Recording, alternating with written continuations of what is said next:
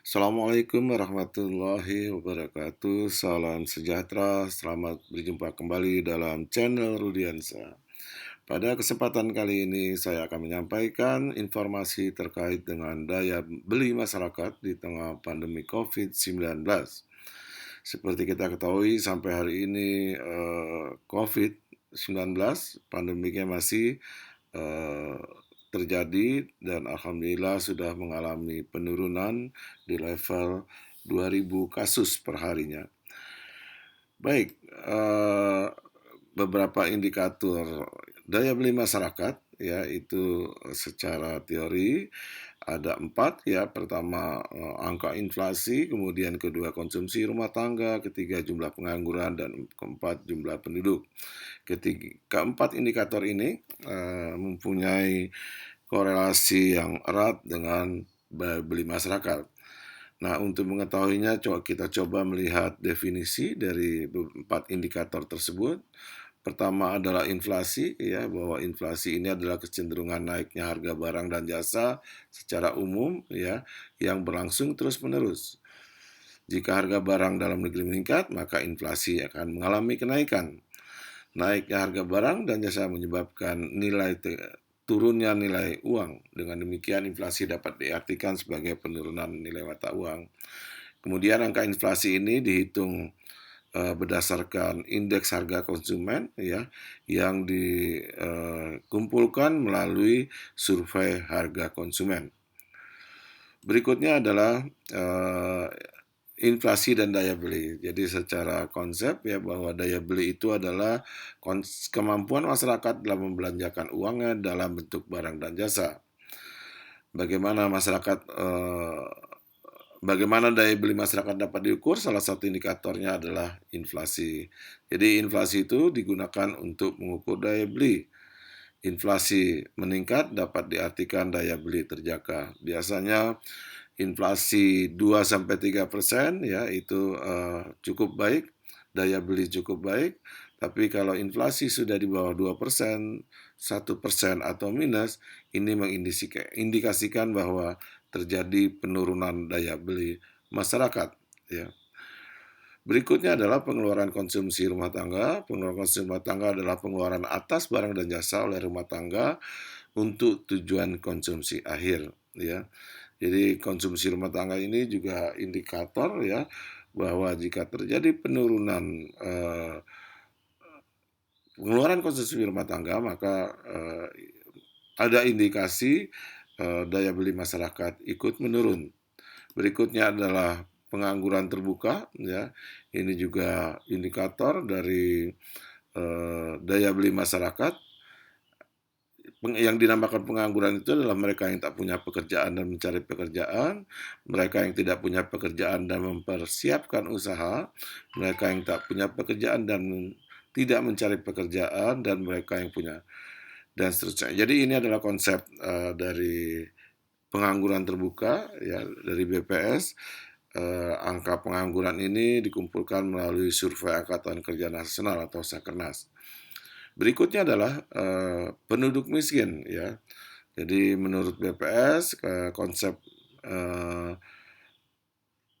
mengukur kemiskinan itu adalah konsep kemampuan memenuhi kebutuhan dasar basic need ya. Dengan pendekatan ini kemiskinan dipandang sebagai tidak kemampuan dari sisi ekonomi untuk memenuhi kebutuhan dasar makanan dan bukan makanan ya. Kemudian penduduk miskin adalah penduduk yang memiliki rata-rata pengeluaran per kapita di bawah garis kemiskinan. Jadi BPS dalam menghitung jumlah penduduk miskin adalah berapa persen penduduk ya yang berada di bawah garis kemiskinan. Ya, data ini dikumpulkan oleh BPS melalui Survei Sosial Ekonomi Nasional atau Susenas. Ya.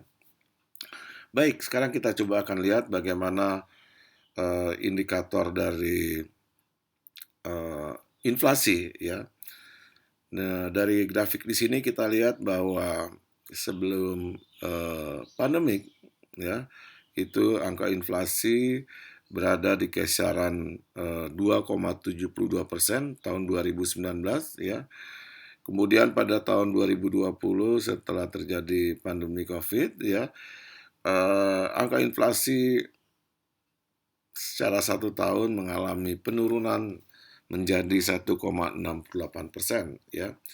Nah, dari grafik pun kita bisa lihat ya bahwa angka inflasi per bulannya juga mengalami penurunan ya, kecuali di bulan Desember mengalami peningkatan yang cukup tinggi 0,45% ya. Kemudian di tahun 2021 secara kumulatif Januari Agustus inflasi hanya 0,84% ya. Nah, ini penyebabnya hampir setiap bulan ya inflasi itu rendah ya, misalkan di bulan Agustus 0,03, di bulan Juni 0,08, di bulan eh, April itu 0,13 dan seterusnya ya. Sehingga inflasi secara 1 tahun ya diprediksi masih rendah di tahun 2021 ini ya. Indikasinya adalah kalau inflasi rendah, daya beli indikasinya menurun. Berikutnya adalah pertumbuhan konsumsi rumah tangga ya. Nah, di sini kita bisa lihat dari tahun 2017 sampai 2019 pertumbuhan konsumsi rumah tangga berada di level 4,9 sampai 5,2% ya dalam range tersebut. Namun di 2020 ya sejak terjadi pandemi Covid, konsumsi rumah tangga mengalami kontraksi, pertumbuhan negatif ya. Namun di 2021 triwulan 2 terjadi lonjakan ini karena efek di triwulan 2 2020 mengalami negatif yang cukup tinggi ya. Pertanyaannya adalah bagaimana pertumbuhan konsumsi rumah tangga di triwulan 3, kuartal ketiga ya. Karena daya beli masih belum membaik, diprediksi pertumbuhan konsumsi rumah tangga di triwulan 3 2021 ini mengalami perlambatan ya, atau kemungkinan juga mungkin bisa terjadi kontraksi ya, karena indikator-indikator menunjukkan seperti pengangguran dan tenaga kerja ya, dan perpanjangan PPKM ya sampai bulan September ya, sehingga kondisi masyarakat belum berjalan normal. Berikutnya adalah jumlah pengangguran. Di sini juga demikian ya, bahwa dari tahun 2015 ada indikasi jumlah pengangguran di Indonesia ini mengalami penurunan ya.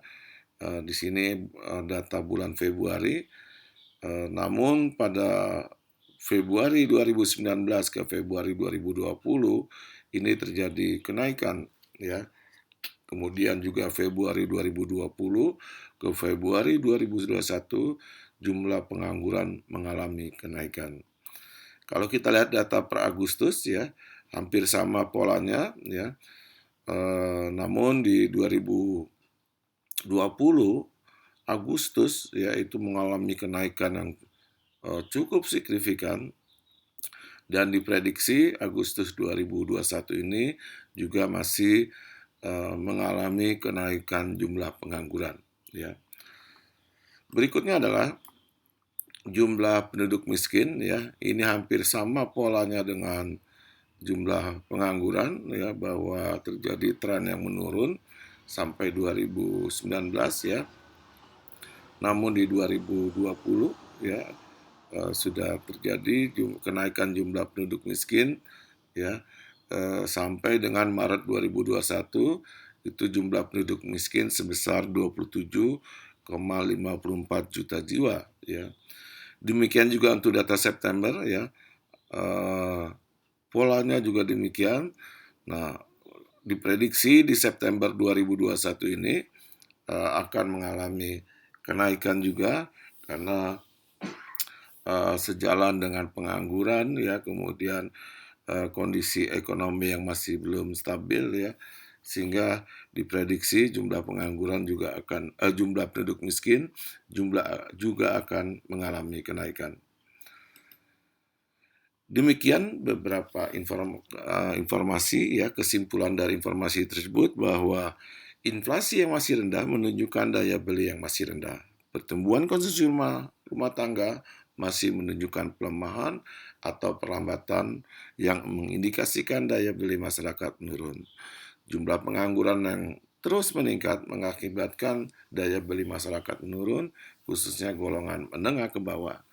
Dan jumlah penduduk miskin yang terus meningkat juga mengakibatkan daya beli masyarakat menurun, khususnya golongan menengah ke bawah. Ya, jadi mudah-mudahan per Oktober ya kondisi perekonomian sudah kembali normal dan indikator-indikator daya beli masyarakat mulai mengalami perbaikan. Demikian informasi yang bisa saya sampaikan. Lebih dan kurangnya mohon maaf. Assalamualaikum warahmatullahi wabarakatuh. Salam sejahtera.